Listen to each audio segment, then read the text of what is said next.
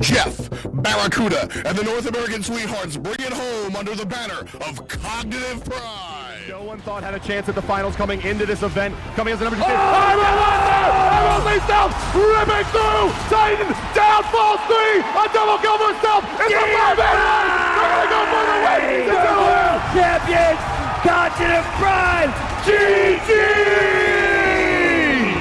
Season 2, we say hello to Europe as Adapting and Epsilon Esports slam it home. A huge play. Adapting's about to go up. He's going to come crashing down. Who's the target? It's going to be all 3, and 2 will get stunned out. Oh no. He's taking tons of damage. Oh no. They are forced to move forward. They don't have enough time for this. They don't have enough time for this. No, it's a deicide. Ladies and gentlemen, Epsilon Esports. Season 3, new name, same roster. 2-time world champions, Raffer and NRG. Well, it's 4 members left, and into the sky goes Adapting. The ultimate's way down. The Titan is under siege. Energy are looking to be world champions again. Long live the king! And once again, the king is Europe. Season 4, Polar Bear Mike brings it back for America. E-United slams the hammer. Cracking it knocked back. There's Deathwalker controlling things. Panicat takes that Wolfie. Where's the remainder of the team fight? Deathwalker falls to Benadu, and E-United keeps on going because Panicat That's 2! Still pushing forward. They're at the Titan. Only 2 members to play defense. They can't do it! And that's the game. That's the series. That is your Smite World Championship. Say hello to your North American victors, Polar Bear Mike and E-United.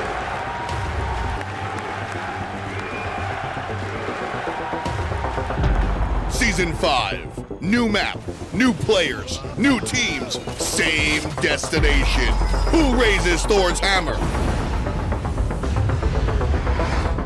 The Smite Pro League.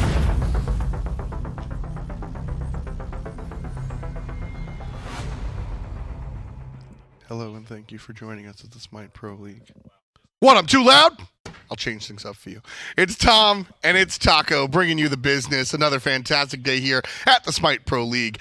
I'm very excited to be back. We've got Dignitas, SK, Obey, and Mouse on the docket today. How you feeling, bud? I'm feeling really good, but I'm not too sure that the same could be said right now for some of these teams. I think we're looking mostly towards Mouse and Obey with everything winding down here. It's the final week of competition, but placement stages have already been predetermined. Yeah, we're looking here for pretty much just gearing up. It is week 6, the final moment of the fall split and of the entire year, and it all is in preparation of the big show. We're at DreamHack this year, baby. Hi-Rez Expo. All these teams are fighting their way to make it. All y'all got to do, buy tickets. hi-rezexpo.com. That's November 16th through the 18th. You got Smite, you got Faeles, and of course a slew of other esports right there in the heart of Atlanta. And the main event might be November 16th through 18th, but you might want to take an extra day off because you can't ever forget about the after party that's going to be following the conclusion of Worlds. And trust me, you are going to not want to go into work the next day. Yeah, no, it's a lot of fun. You know, it's there's two sides of the coin. Maybe you just want to get a little bit closer to some of your favorite Smite personalities. Maybe you want to really just dance the night away Anatoly style.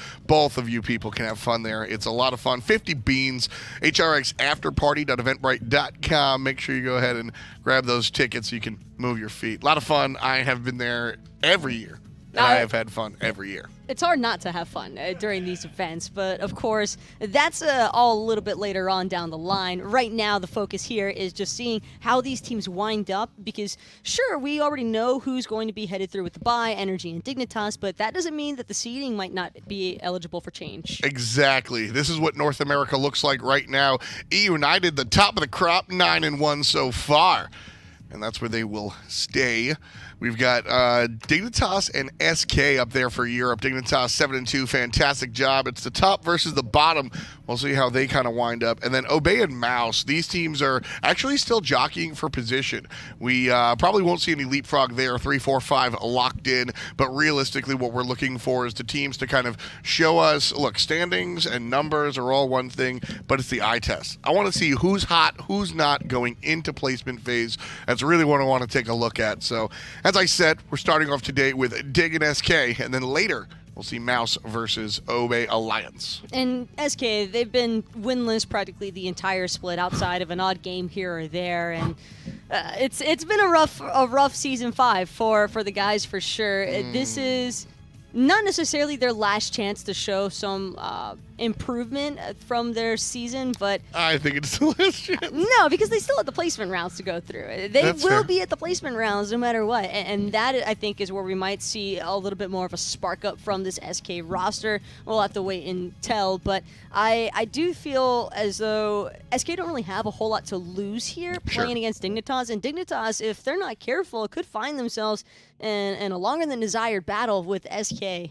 That's fair. I think one of the bigger, benefits of esports is that very mentally draining, but we're not out here, you're not wanting to rest your players, right? So you can kind of go out and slug it against SK Gaming, even if the game is over an hour, which game number 1 was, and I'm telling you that because unfortunately we can't bring you the game. We've got some stats and some replays though, so we'll go over it. Surprise, Dignitas does take the victory here in game number 1. We'll get to game number 2 in just a moment, but let's reflect on what we didn't get to see. Dignitas coming through on top against the Black and White. And it was just a lot of turtling action, I think, involved. Faeles winding up with this Mercury. I think the idea here for SK was to give Faeles a pick that he's comfortable with, give Faeles an assassin that he can potentially look to hyper carry. And starting off with the first blood, it felt like it was going to be a strong matchup for SK in that they'd be able to get an advantage over Dignitas at the start, but Quvo all too quick to shut it down. Yeah, I mean, QvoFred and Arkkyl just kind of doing their thing. As I said, and I mean no disrespect to SK, kind of a predictable Dignitas win. Again, less because SK's on the bottom and more because Dignitas has just been so incredibly strong. And again, technical difficulties prevented us from really bringing you the entirety of the game. The ins and outs of it are just sometimes, these things don't line up. But it was a long-fought battle, and Faeles was able to do some things, which I think is a nice stand-up if you're a fan of SK Gaming. But as we said, after about 70 minutes or so, ultimately, Dignitas do wind up on top. And the fact that this match drew on towards that 70-minute mark, Dignitas actually managing to get more than just 2 fire giants by that point also. It was about 4 or 5, I believe, that they actually managed to acquire and still struggled to siege into SK's base because the draft that Dignitas had opted for was great for team fights, but as far as penetrating an actual Phoenix siege is concerned, I think that Dignitas just had some struggles here because there were moments of overextension, most notably from Zyrhoes and Arkkyl, and once one member dropped from Dignitas, that kind of prevented the rest of the roster from feeling comfortable trying to siege. And the Changa Agni between Lawbster and Ducky, the main reason I feel why Dignitas had to struggle for so long trying to figure out a way to siege. Player damage, though, would tell an entirely different story, if you ask me, Tom, because if I just saw only the end stat screen, I would wonder how this match ever made it to 71 minutes to begin with. Exactly. I think, Team Dignitas, as I said, just kind of the top card here, having some fun and going out. But yeah, look at that player damage, 37,000 coming out from Zyrhoes, and that's 49K from Variety in the solo lane. I'm looking at the 13K from Faeles on Mercury in a 71-minute match. That is some rough stuff for SK. I think after a certain point, Faeles just withdrew himself to only really focus on clearing out the minion waves and just trying to provide as much setup as possible for Lawbster and Ducky. They seem to be the main damage dealers there. Funballer, of course, also got in a little bit of the action there, but in the end, turtling can only get you so far, and SK having to rely on frequent wipes in order to bring down Team Dignitas just never really managed to make it happen. Yeah, I think when you look at SK Gaming, you look at this damage chart right here, the player damage, I think this is representative of kind of SK as a whole, right? Top performers easily, Lawbster and Funball, putting up competitive numbers, sometimes higher than that, of their direct opposition. I mean, Lawbster puts over 10K above Zyrhoes, and Funball's dancing right there with Arkkyl, even a little bit ahead. But everybody else in the roster, unfortunately, kind of fails and pales in comparison to what Team Dignitas have been able to bring. And I say this as a personal friend of the dudes on the team. I love the organization. I love the team in so many ways. Taco, it's very unfortunate that SK just kind of has been dealt this hand, and it's the only cards they know how to play. I just think that This team right now has mostly been investing a lot of their time towards trying to figure out what is going to best suit them for the placement rounds. They've had the entire fall split, I think, now to analyze what their competition is going to look like. And with the additions of international and SML teams now for SK to have to try and fight their way through, I think that those could be really interesting moments there for the team, or at least enough to prove whether or not SK actually have what it takes to still remain at the level that they're in, because I don't think that there's anything wrong with every single one of these players individually. I think that individually, we're still looking at some pretty high talented, mechanically speaking, players, and I feel like maybe in a different roster, we might see more individual performances standing out a little bit better here, but it does feel, after when you go an entire season with the same sort of results, maybe it's time for a change. Maybe it's time for Game 2. SK Gaming taking on Team Dignitas. We'll see if the black and white can bring the black and yellow to a third game. Team Dignitas did win that game number 1. And SK Gaming will clear their thoughts as I clear my throat and look for the first ban. Of course, the first pick will come after the fact. And right away, they're looking at QvoFred Circuit. And for good reason. Not allowing Kuvo to have the Circuit is always a good place to take things. Dignitas, though, make sure to return the favor. HalfDevil won't be piloting the Athena this time around, nor will Ducky or even possibly Faeles, as Dignitas not wanting to have to worry about the Defender of Olympus, just going to take that one right off. Odin, surprisingly enough, as their secondary ban. I was actually waiting for the Baron. Yeah, Global Guardian, Global Hunter, Circuit, these are kind of standard, especially when you're playing against Kuvo. Take care of Circuit. The Odin, a little bit surprising. This is Dignitas kind of leading, telling us that maybe they want to play into that healer world, right? They're kind of leading us. First pick, Freya, no surprise. I think that might actually be the intent here. Also, they didn't want any rings to have to interfere with the Mercury, but SK still have a possibility of taking other wall characters such as Kumbhakarna, Amir. There's more than one way to stop that Sonic Boom from happening. But the double Sonic Boom possibility is what really scares me here if I'm the SK. Allowing Zyrhoes to get this Morrigan again might just be playing with fire. I mean, that's the problem, is anytime you see the Morrigan, you always think about the application of Changeling and how she can go into the ultimate. The problem is, when it's Zyrhoes, you're also worried about his ability to just play the damn Morrigan. She's a powerful god in her own right before the ultimate, and Zyrhoes can do just that. So, a little bit scary when you let the Team Dignitas mid laner wind up there.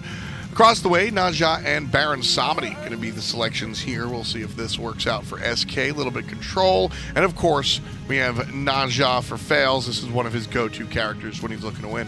SK have a lot of damage right now, though. That's the main thing that I'm really taking note of here between the Naja, the Freya, the Baron. There's more than enough burst to try and bring down any single member of Dignitas, but that's the other issue I'm seeing, is that, sure, you've got plenty of damage, but is single target damage really the kind of application you want to go for against a team fighting based roster like Dignitas? I feel as though SK are going to kind of struggle finding those moments where they can actually pick apart Dignitas.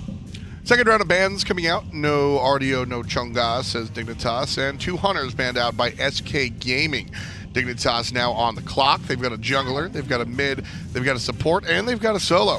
Amaterasu going to be picked up for Dignitas, and I love the small intricacy of speed boost from Amaterasu means power boost for Mercury. It does mean power burst for Mercury, but this team fighting composition is just getting better and better by the picks here for Dignitas. Allowing both Amaterasu and Morrigan through is going to be providing so much lane pressure, I feel, against SK. And I am also anticipating this to be Amaterasu support. I could be wrong, of course, and this could also just be a variety, not choosing to take the Terra to the solo lane. But since in the past couple of weeks we have seen a decent amount of variety on this Terra, that is why I'm led to believe that is Dignitas' intent here.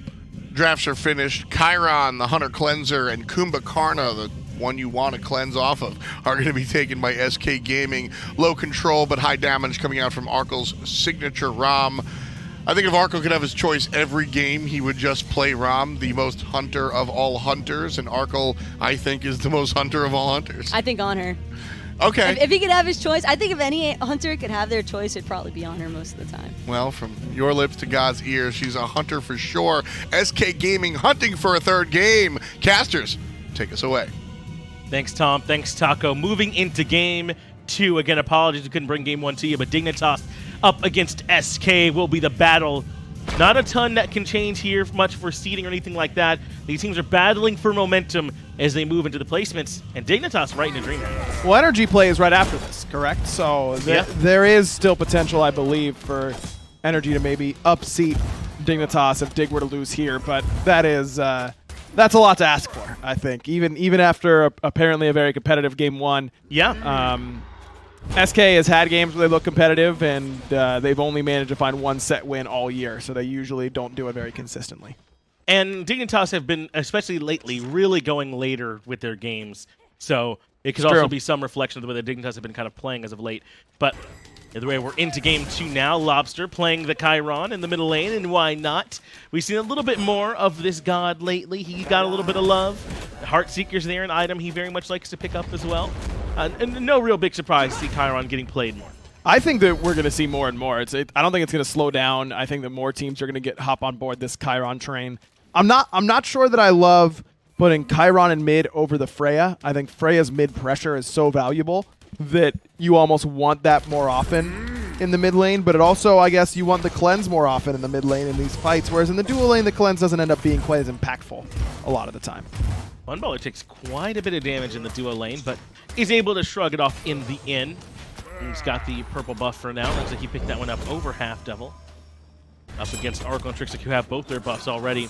But I don't know. I mean, yeah, you're right.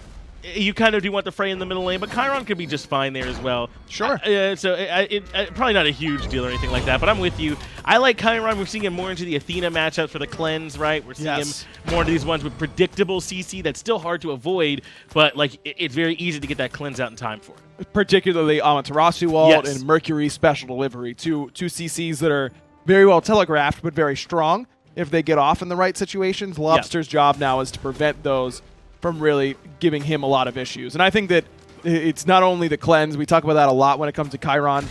The character also does a lot of damage. I mean, he's got long-range damage that not a lot of other hunters can really provide to you. I mean, sure, they'll deal good damage close up, but the ability to use that Centaurus ultimate, it just gives you so much more range in these team fights that it can be very difficult to handle.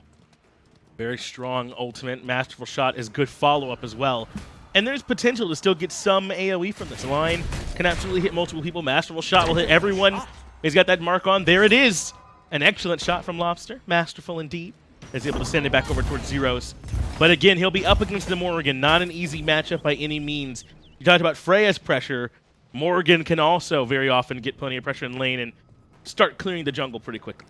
The change to Dark Omen has really benefited the Morrigan quite a bit, and that she's able to clear the wave much more easily early on in the game. And her late game is still unparalleled among mids because you play like an assassin. You can really one-shot any squishy you choose if they're out of position and don't have relics. Even if they do, you end up doing so much damage that they need to use both oftentimes stay alive. And then sure, you're in danger, but you just transform. Pick a transformation. Maybe Zyrhoes wants to transform into Amaterasu. Get a good ultimate off. Yeah. Maybe Terra. Get a big Earth and Fury off and also give himself that extra tankiness that he would need after putting himself in the enemy backline. It's just such a versatile selection. It's early game. The Morrigan herself isn't great at dealing damage, and that's why you transform into gods that do good damage in the early game, like, say, Naja. Yeah, I wouldn't be surprised if we see double Mercury coming out either. Quite scary with the multiple sonic booms. Dignitas freezing the wave a little bit. And I think Funballers recognize he can't exactly move up into this by himself. But now HalfDevil coming in for the collapse. So Trixtank will certainly have to move. Good banish. Will line up the route, but there will be no more than that. Man, this banish is something to talk about by itself. It's such a big tool for Freya's, whether in the mid lane or duo. Freya's best ability, bench. The one that does 0 damage. Yeah. I think so. I mean, it's an initiation tool. It's a peel tool. It's a initiation that no other initiations really like it, where it gives you that much time to set up onto someone with no real ability to peel for them effectively. You need to surge forward to try and stop someone from hitting the banished target, and oftentimes that's just putting yourself out of position. Even if you use purification beads, you end up falling right into the waiting hands of the enemy team, so beads aren't particularly effective against it. once you get hit, it's like I think you said it earlier today. It's like a knock-up in that way, where if you beads in midair, sure, you might be able to get out before anyone can catch up to you. But in general, if you're doing it to make Freya miss her damage, she's not missing her damage. It's just such a low commitment from Freya is what feels like the problem, right? She's able to do it and stay safe, and it can often break those stalemates and sieges if she can find a nice banish. Goodness forbid if it's onto 2 people and you have to try and avoid that as well. So it's a very, very strong tool. I agree with you. So I think you can make some strong cases for Valkyrie's discretion, getting her up out of danger as well. So certainly a lot to enjoy in Freya's kit. And it's why we've seen her, valued so much. She really is a powerful tool right now. Look, if you're going to see a god a lot in pro play, there's going to be some things that are very strong. Oh, yeah. That character. Pros aren't picking their gods because they like the skin that came out, or that, they really like the flavor of that god. That we're a little past that. Arkkyl goes up into the air to get away from the pressure from Faeles. Snipes coming back down, and Trixtank finds first blood for Dig onto the Naja, but now the Ama needs to reposition the Mez is good. Trixtank able to dash away, and that first blood comes away clean. Really good ultimate there from Arkkyl, right on time for the Naja sash from Faeles, and it looks like Faeles used the ultimate as well. I wonder if that was trying to hit Arkkyl as well, but he was channeling that Astral Barrage, got up into the sky, takes himself out of combat, so takes himself off the table as a viable target for SK, while also providing damage onto Faeles and onto Funball. Not only do you get the kill onto Faeles there in the first blood, you get his beads, and you get Freya's beads and Freya's ultimate, so now that is a very, very susceptible duo lane. Wonder if Qvo's going to head on over there as soon as Sonic Boom is ready. Oh, I would not put it past him. QvoFred, such a strong jungler, and he really has been for years now, but especially here in Season 5, I feel like when Dignitas are looking great, you can almost always point your finger towards the mid-jungle, in particular. Zyrhoes also been playing exceptionally well, but QvoFred, man, feels like oft overlooked as just one of the better players we have. All last year, the talk was, is he better than adapting now? And I think for a large portion of the season, he was.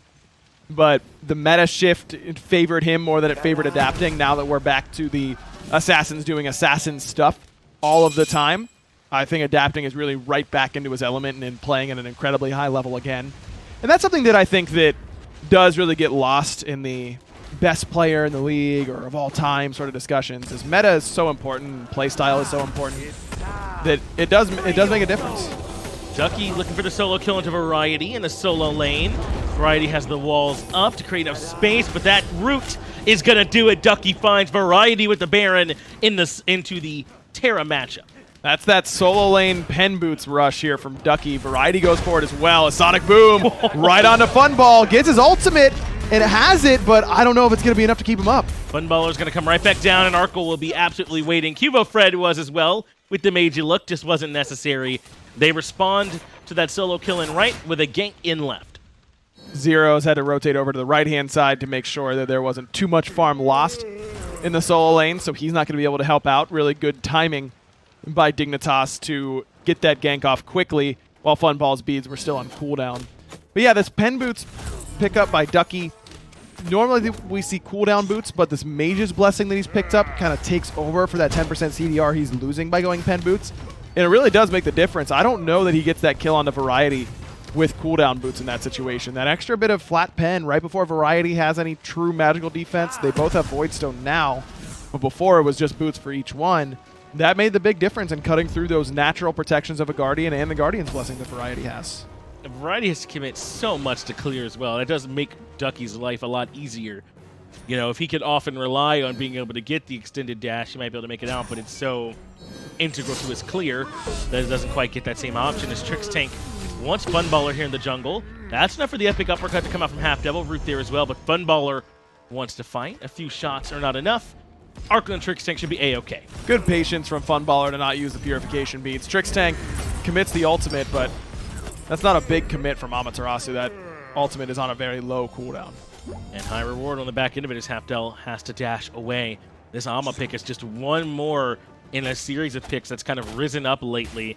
And she's really valued, I think, for two things, right? For this lane pressure she gives you, and then for like that dazzling offensive in the late game. It's such a big initiation tool that it can be hard to deal with this Amaterasu support. It's the mid game, I think, as well, where once you max that Divine Presence, which should be right now that Trixtank is level 9, he's got that maxed out. Everyone is getting so much power, and because you're maxing it, normally in the solo lane, you end up with getting this maxed a little bit later on because you have to prioritize your mirror early to actually just clear the wave. But the Divine Presence, when you max that out and give your team, what, 35 bonus power, that's more in the early game than it is in the later game, right? 35 power is really good to have in the late game, but you've gotten tons of power from your items. In the early game, 35 power is more than anyone has right now. I mean, you're looking at, that's more than, it's having an extra item, basically, around you all the time. So that's what makes Ama support so good, is that you hit that power spike earlier and can make more use of it than you do usually in solo, where it takes you longer to max out your Divine Presence, and you're just not grouped with that character as much. She's all the way in solo. HalfDevil's right there near this Ama. We talked about how strong she is, but nothing more going to come from it there. Her passive also very strong. Ama able to, go with that aura item first item, or the aura is her first ability, and still put in a ton of pressure by going in, finding those auto attacks, making sure you take some extra damage. And when you paired with a hunter like Ram, can clear the wave relatively fine anyway on his own with the astral arrows, it really does kind of open up that avenue for her to start bullying out the likes of HalfDevil and Funballer here in this matchup, or whomever. I get why this pick has risen to prominence so much lately. Yes, exactly. It makes a lot of sense. If you're asking your team, would you rather have 35 power now or 35 power later, they're always going to take now because it's more impactful at this stage of the game. And you're right, the assist and clear, the poke damage, the guaranteed CC against characters like Freya or like Naja, where you're going to be hitting it, it's difficult to contend with. Faeles is nearby, but so is QvoFred. Has the Golden Blade finished. We'll see where it's charged. Funballer had the beads immediately ready. Great recognition, but Trixtank looking for the stun. Can't find that. So HalfDevil epic uppercut, but it's Faeles who's low on the back end. Funballer removes Kuvo, and Faeles ends up falling to Arkkyl, but he's got the snipes, and they want more. HalfDevil's still okay. Zyrhoes' rotation just a little bit too delayed. I wonder if Zyrhoes could have transformed into Mercury, clapped, and walked into lane maybe to try and find that kill, but decides against it. 1 for 1, jungler for jungler. Difference being that Kuvo did expend the purification beads, whereas Faeles did not. Purple up invade. HalfDevil still low HP, but it's Lawbster is the mid laner that's here instead of Zyrhoes this time. But Arkkyl keeping his damage going, although HalfDevil instead switched over to Lawbster and can't find him. Aegis keeps him alive. Trixtank finds the silence, but not going to be able to find a kill here. That was a ton of damage onto Lawbster. I can't believe there was that much. Zyrhoes, again, could transform this time into Ram potentially and look for those snipes onto Lawbster. Certainly has the damage to get it done, especially with Lob's Aegis being down, but he's already back to base. No transforms yet from Zyrhoes, but pretty conservative with their uses. Did go for pen boots, so he doesn't have as much CDR to make liberal use of that Changeling ultimate, especially with the way that a lot of Morrigan players have gone now, where they don't even put a point into the ultimate until you've maxed out everything else, which does leave it at an incredibly long cooldown. But I still think it's correct, because that confusion, the stealth on Morrigan's 3 gets so much more duration and so much more movement speed that it seems worth it to me. Zero is going to be one more to watch along with, as he is going to start working on that Bumbas, it would certainly seem. This is one more item that's become core on these Morrigan players. That extra movement speed really does mean so much for them, as Zyrhoes already has the messengers, which often enough is good enough even on its own. We'll see a lot of players sit right on that tier 2 because it gets so many efficient stats early on. But it really does feel like Bumbas is one of those items, along with, as you said, the help to her clear, that sort of made this Morrigan pick way more common. HalfDevil love this ward between tier 1 and tier 2 tower. That stops the exact gank that Kuvo did earlier on and was looking for again, but problem is it puts himself out of position in order to put that ward there. Costs him his epic uppercut, but that is a nice moment, few minutes of peace of mind for Funball now that he doesn't have to worry about that particular gank route.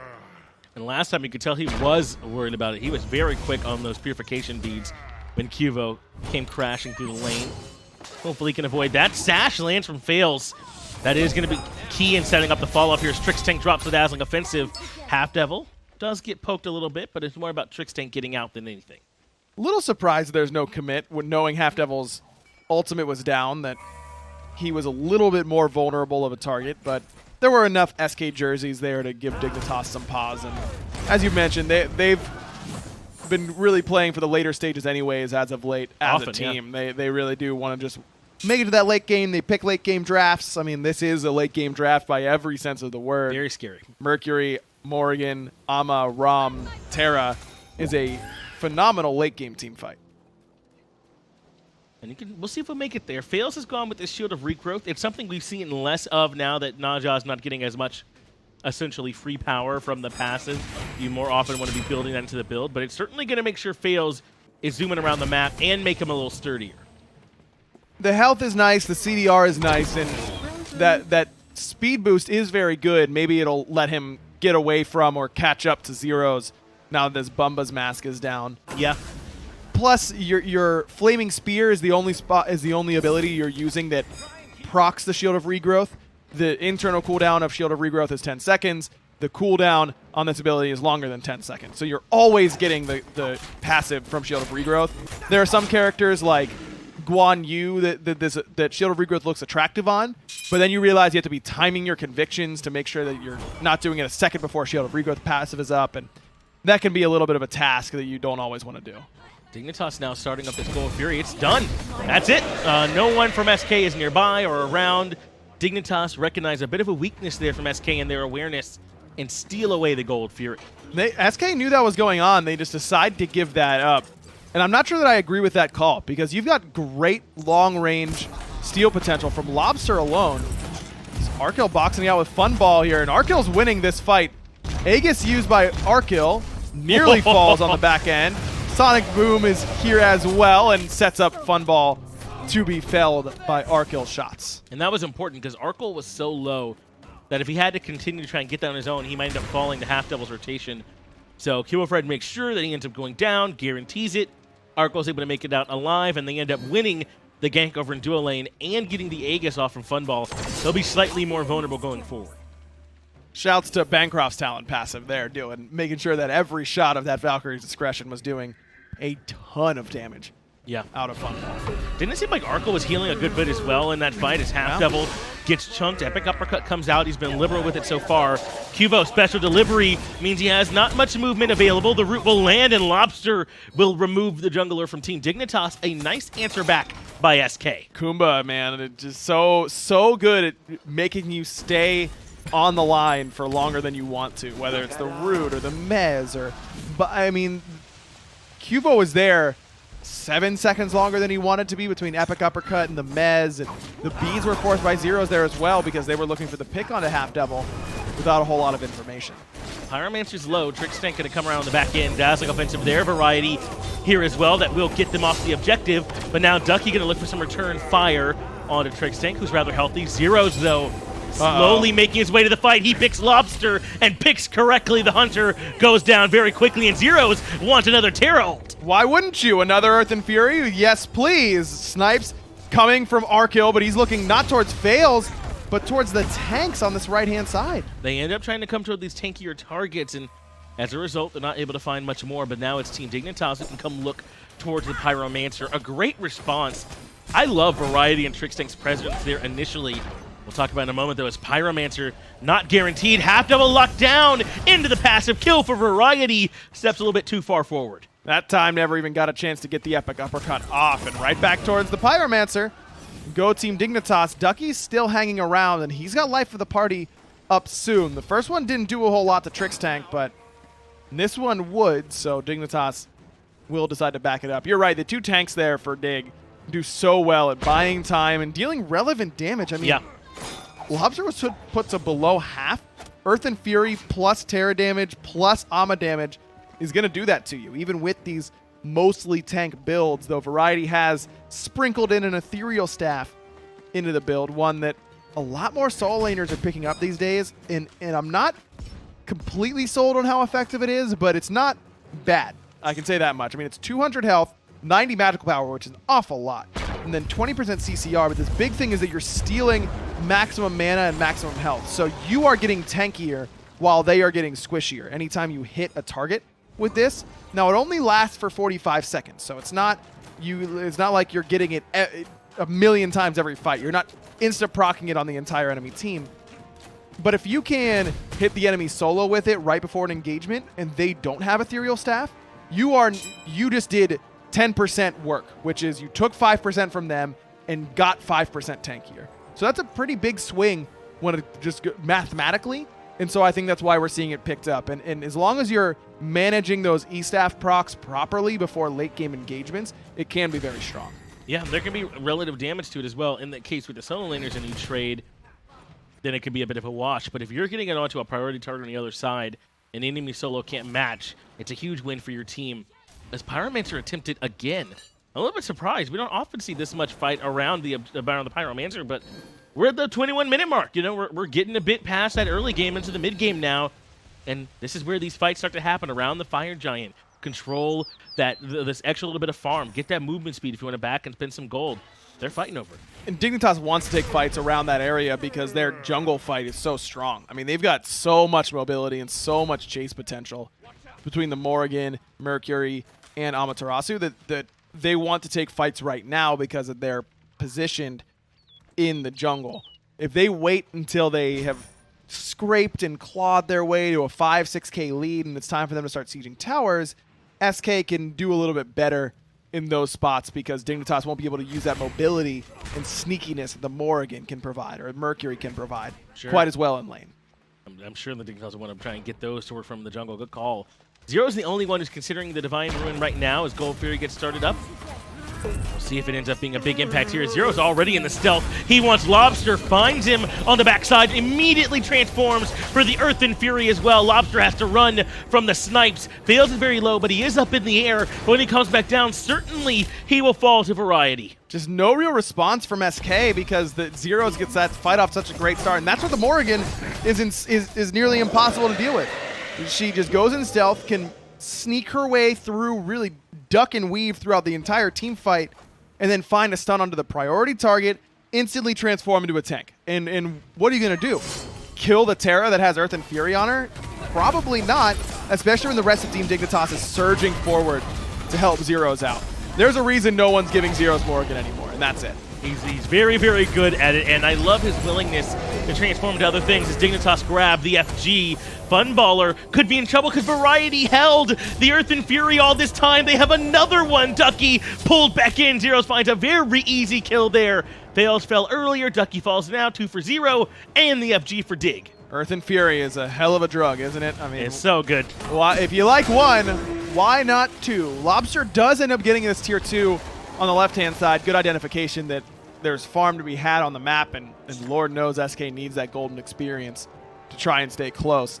They are within about 5K right now, both in experience and gold, but that's a Fire Giant on Team Dignitas. It's going to net them an awful lot because they had gotten that lead without taking a single tower off of SK, which means that there is an awful lot of gold waiting to be taken. Dignitas will certainly go grab it, but I love this patience from Dignitas. This is why Dignitas' games are longer, is because they wait to take engagements this way, you know, in ways where they're going to win them. If Zyrhoes starts the fight off, stunning Lawbster and Earthen Fury the whole team, and you have another Earthen Fury in the tank, you're going to win that fight 10 out of 10 times. 9 out of 10 maybe, but that's what I'm saying. Dignitas are taking the fights when they're that heavy in their favor, and then they realize they can go do Fire Giant again. They bait SK in when they're still reeling from the last fight. That one goes heavily in their favor as well. And it's forced Lawbster into picking up this shifter shield just to give himself some form of defense up against Zyrhoes while not really hamstringing his damage too much. I like the idea. The one thing is that the main damage you have to worry about from the Morrigan is the initial burst, not the finishing blow. Right. And shifters is much better as a defensive option when it's there to defend the finishing blow. But keep in mind that a lot of the game plan here from Dig is Zyrhoes stun Lawbster, he dashes away, Arkkyl uses snipes to kill him.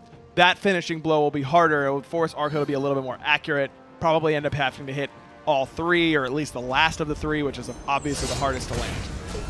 HalfDevil could be in a little bit of trouble. The nice heal does come out from Ducky to keep him topped off, and HalfDevil rejoins his friends underneath the tier 2. But Dignitas have quite the grouping here. If they want to try and push in, they have their chance. Though QvoFred looks like he wants to push up over in duo. Faeles is right there to at least say no. Ultimate charged up. This must put some concern into SK's heart as Trixtank forces his way into the tower, and this tier 2 might already be done.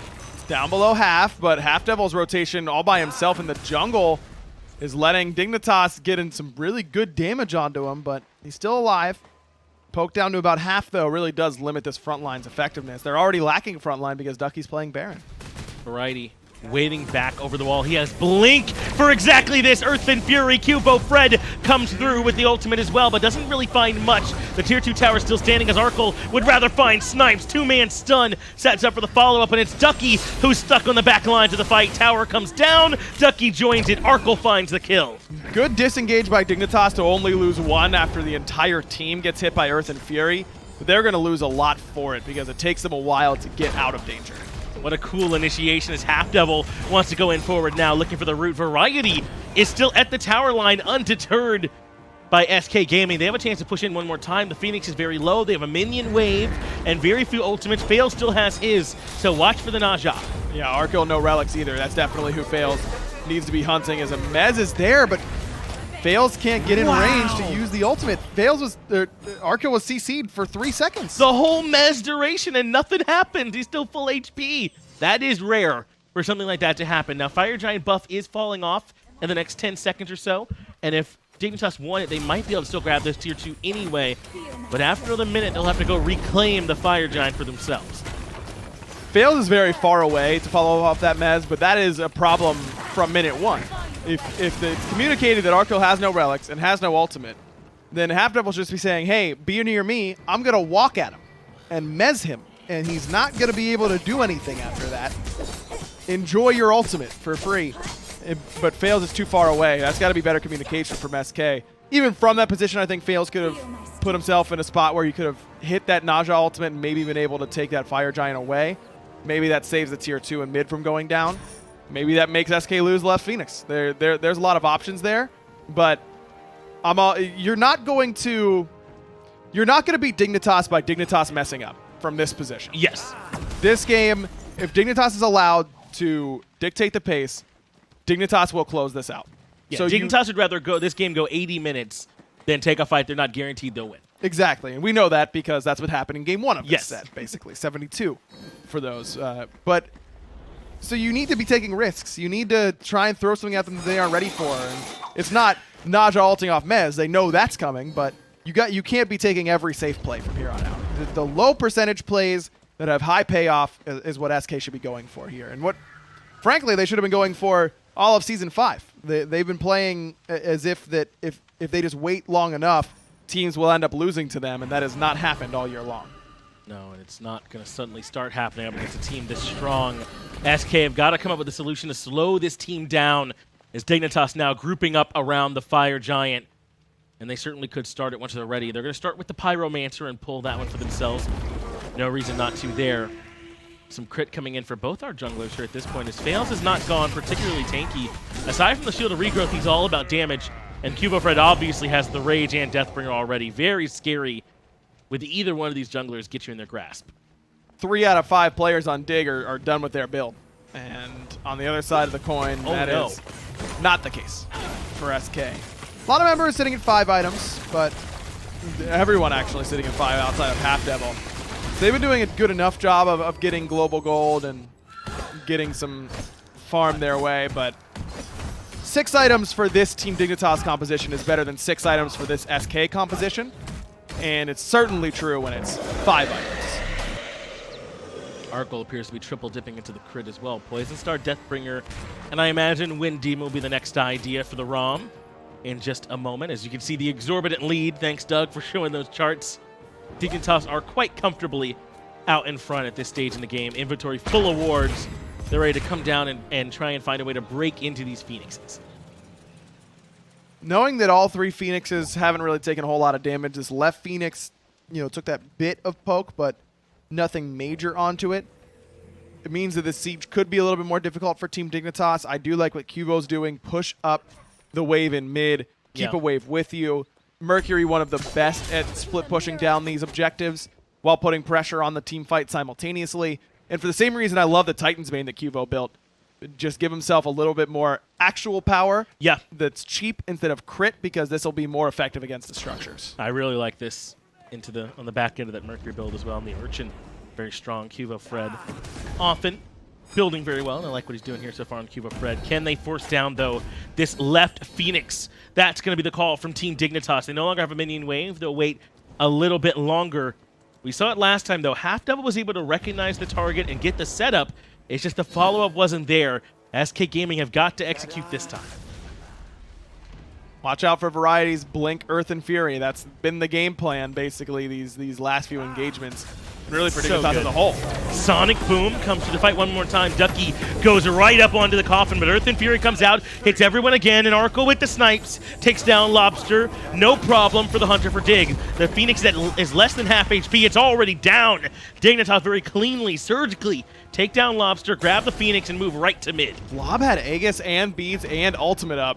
I don't know what that did that much damage to him because Cuvo was all over Funball in that fight. Was that just Earth and Fury and Astral Barrage damage? There's no way that would be enough, right? It's an absurd amount of damage that's coming out, and Arkyl's hitting pretty hard here at this point. No. So it certainly could have been. I don't know. Maybe QvoFred was there. He Sonic Boom to the back of the fight. Yeah, but then he got right on top of Funball right away. Maybe it hit Lawbster, and then it was those 3 ultimates in conjunction with one another.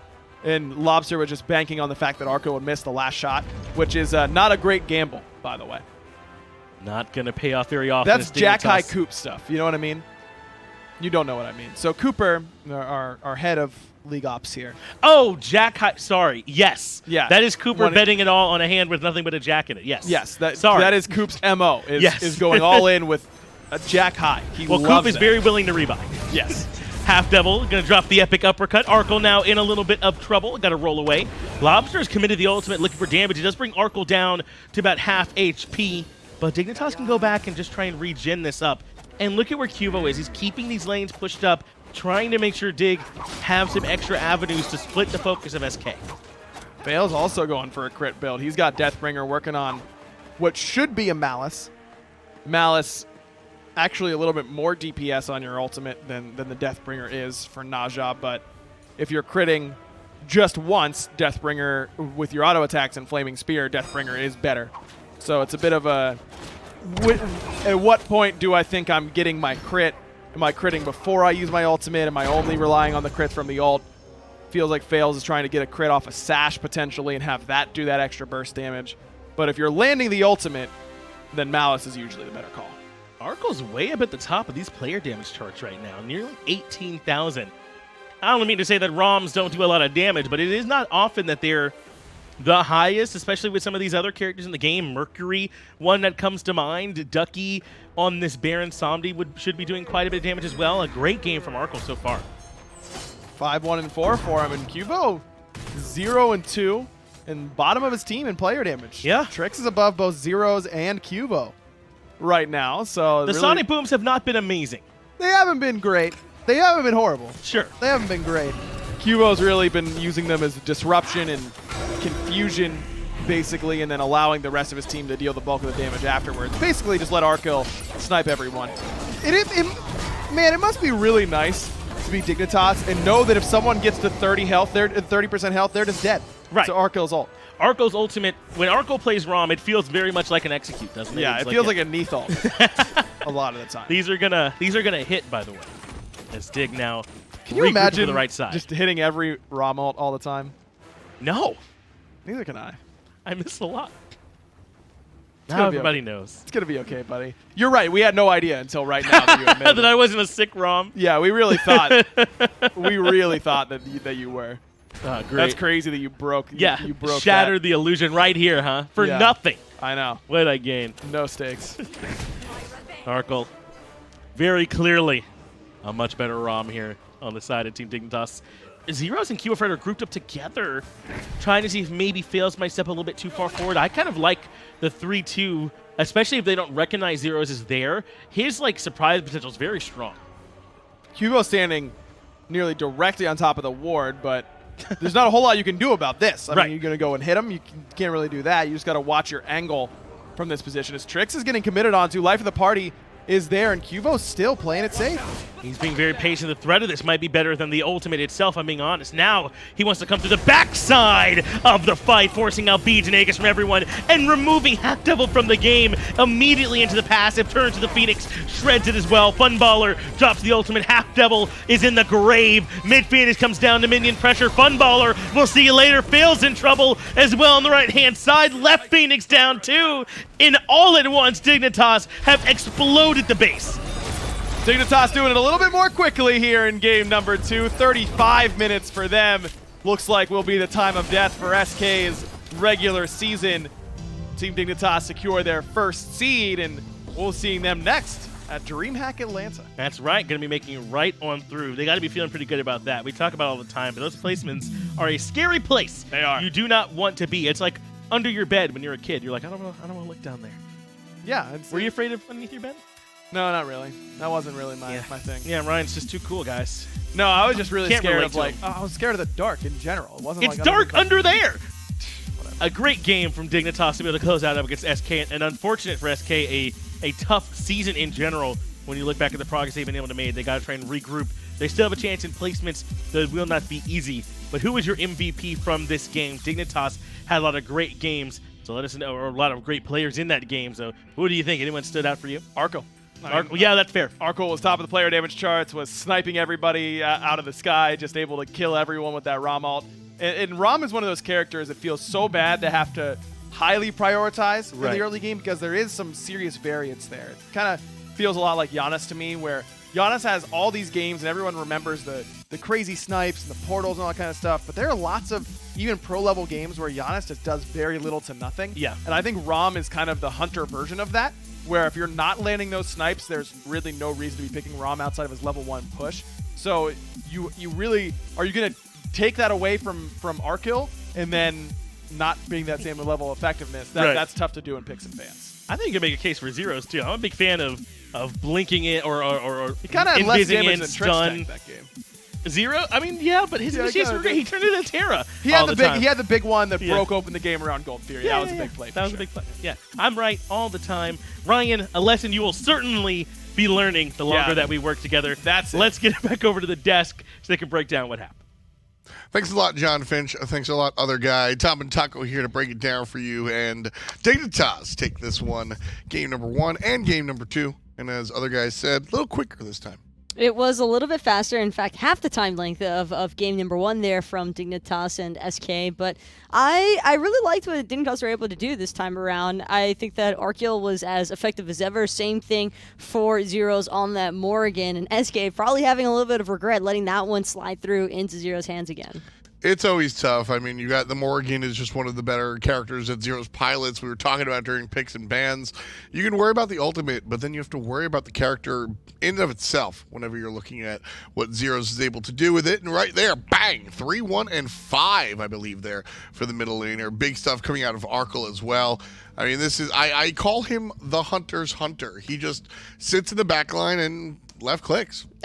You have to appreciate what Qvo and Trix, though, were able to do. They made Arkkyl the star of the show, and it showed in the KDAs. Oh, yeah. Arkkyl was able to essentially free cast in a lot of those team fights, and finding picks right before the big objective calls was one of the main reasons why SK struggled so much to come back into this.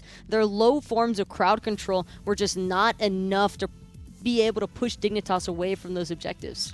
Yeah, I mean, Arkkyl hits every single ultimate. It's ridiculous. What a surprise. MVP goes to the Frenchman. Arkkyl right there, just piloting the Ram, or is it Ram piloting Arkkyl? Sometimes I'm not too sure. There's the setup for the jungler. Arkkyl pops to the sky and then, just rolls forward and takes care of what he started. Really clean stuff coming out there from the Hunter. And there's only so much to be done there, but that kind of just dictated the pace of the rest of that laning phase there for Funballer. Qvo's rotation, while Funballer still didn't have his beads available, could not have been better at putting the Freya behind early, and they made sure to keep him suppressed the whole way through. I love that play, too. He's like, gotta get ult, gotta hit people, gotta kill people. Oh, tower, that's my job. Okay, I'll take care of the tower. Okay, I'm back to killing people. And, this is just what you come to expect from Arkkyl. I'm a fan. Just call me a fan. I like what he does. I think that Dignitas likes what he was able to do in that match also, as Dig will be able to close out one of their last sets. In fact, that was their last set of the fall split here, at least before they have to worry about prepping everything for Worlds, but that's a little bit later on down the line. For right now, Dig just got to bask in that beautiful standing line. Baskin plays for United. That's a North American team, Taco. I'm sorry to tell you. Hello? Finch didn't like that joke. He's right over there, and he's making fun of me. Don't worry, we'll make fun of Finch, too. What don't you like about John Finch? I love everything about John Finch. That's a lie. Dignitas take this one in 2 games. Coming up next, we've got Obey versus Mouse. I'm going to be on the horn for that. What can we expect between the 2 teams there? I can tell you what we can expect. A wonderful analyst desk segment because the ever so wonderful John Finch is going to be hosting it. Oh, man. What did I do to deserve this? Why are you Team Funch? What is... Are you kidding me? Just because he's right there, you got to be nice to him? Well, no, I love Finch. Well, before he came in the room, you were saying different things. That's not true. I think Just look at what your card says about me. My card and you're wondering where this was coming from. That's true. I think we're a little bit ready to go. Obey and Mouse Sports should be an interesting one. Both teams locked in there, I believe, 4 and 6, respectively, here in the European SPL. But both these teams, I think, are getting ready for that placement stage that we were talking about. Hi-rez Expo going to be November 16th through the 18th, and teams getting ready to see if they are allowed to get ready for that one. Really fun and entertaining stuff coming out there. Dignitas and SK, quick and dirty. But Obey and Mouse, I'm looking at Mouse to really, they changed everything just a couple of weeks ago. And what I'm looking for Mouse, I want to see them solidify. How is Dardas in the hunter position? How is Cherio in the support position? How am I going to deal with John Finch? Find out soon. We'll be right back with more SPL.